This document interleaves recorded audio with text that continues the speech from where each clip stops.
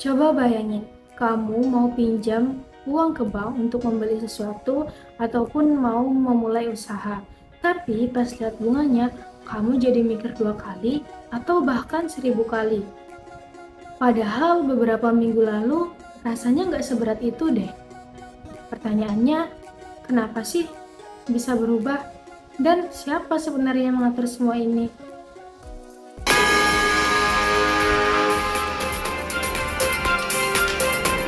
Anda masih bersama kami di Kompas Bisnis, Saudara. Rapat Dewan Gubernur atau RDG Bank Indonesia pada 18 hingga 19 November 2025 memutuskan untuk mempertahankan BI rate sebesar 4,75%, suku bunga deposit facility sebesar 3,75%, dan suku bunga lending facility sebesar 5,50%. Jadi jawabannya ada di kebijakan moneter, khususnya suku bunga yang ditetapkan oleh Bank Indonesia. Nah, dan yang menariknya lagi, di tahun 2026 ini, Bank Indonesia memutuskan untuk mempertahankan suku bunga di level tertentu, tidak menaikkannya ataupun menurunkannya. Mungkin ini kelihatannya sederhana ya, tapi dampaknya itu sangat besar ke sistem keuangan. Di video ini, aku Indah Nurhayati dengan NIM 0603 1182 42 90 13 bakal bahas kenapa keputusan ini diambil dan yang paling penting itu apa dampaknya kalau dilihat dari sudut pandang ekonomi moneter. Jadi, berdasarkan berita dari media Indonesia seperti Tempo.co dan CBNC Indonesia menyatakan bahwa pada tahun 2026, Bank Indonesia memutuskan untuk mempertahankan suku bunga atau BI rate di level 4,75%. Nah, keputusan ini sebenarnya bukan sesuatu yang sederhana, karena Bank Indonesia adalah salah satu alat utama dalam kebijakan moneter untuk mengatur kondisi keuangan dalam suatu negara. Kalau dibayangin, suku bunga itu kayak alat kontrol. Kalau dia dinaikkan, aktivitas pinjaman itu biasanya menurun. Dan kalau dia diturunkan, maka orang akan lebih banyak meminjam uang. Jadi dari sini kelihatan bahwa kebijakan untuk menahan suku bunga mempunyai tujuan tertentu. Kenapa kebijakan ini diambil? Nah, kalau kita coba pahami lebih jauh, kenapa sih Bank Indonesia memilih untuk menahan suku bunga? Yang pertama yaitu untuk menjaga jumlah uang yang beredar. Kalau suku bunga diturunkan, orang akan lebih mudah meminjam uang dan uang yang beredar bisa meningkat dengan cepat. Dan kalau tidak dikontrol, hal ini bisa mengganggu keseimbangan sistem moneter.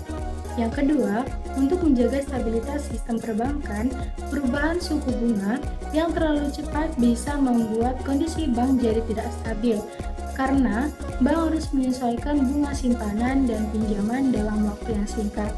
Yang ketiga, untuk menjaga aktivitas kredit tetap stabil dengan suku bunga yang tidak berubah, masyarakat dan pelaku usaha punya kepastian dalam mengambil keputusan keuangan. Jadi, keputusan ini bukan karena diam saja, tapi justru bentuk pengendalian supaya sistem tetap seimbang. Kemudian, apa sih dampak ke kehidupan sehari-hari? Nah, kalau dari sudut pandang kita sebagai masyarakat, dampaknya tetap terasa, walaupun mungkin nggak langsung kelihatan. Misalnya, bunga pinjaman tidak turun, artinya orang tetap harus berpikir matang sebelum mengambil kredit, karena biaya tidak menjadi lebih ringan. Nah, selain itu, orang juga cenderung lebih hati-hati dalam menggunakan uang karena tidak ada dorongan besar untuk meminjam. Nah, kemudian dampak dalam ekonomi moneter. Kalau dilihat dari sisi ekonomi moneter, dampaknya lebih spesifik dan lebih teknis. Yang pertama, jumlah uang beredar menjadi lebih terkendali. Karena suku bunga tidak diturunkan, tidak ada lonjakan besar dalam aktivitas pinjaman. Nah, artinya pertambahan uang di masyarakat tetap dalam batas yang wajar. Yang kedua, aktivitas kredit cenderung stabil.